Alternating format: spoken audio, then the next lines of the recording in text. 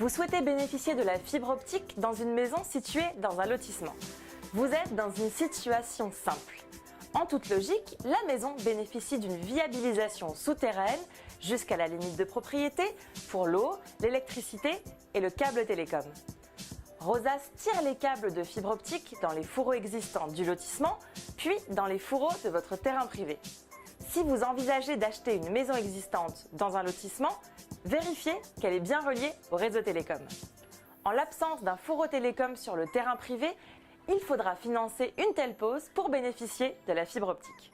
Une fois que la fibre optique est dans le local technique de votre maison au sous-sol, une première prise terminale optique est installée. La voici. En cas de dysfonctionnement, elle permet de mesurer le signal entre le domaine public et le point d'entrée chez vous. De là, un câble blanc de 4 mm de diamètre est placé dans des gaines disponibles ou collé discrètement le long des plaintes et des huisseries. Au bout de ce câble, la prise finale est installée à l'endroit de votre choix. En plus, un ONT peut être fixé à côté de cette prise. C'est un boîtier qui transforme la lumière en impulsion électrique. Parfois, il est intégré dans la box de l'opérateur, parfois, il est distinct. Ne reste plus qu'à brancher la box de votre opérateur et à réaliser les réglages des différents équipements. Alors maintenant, à vous la fibre!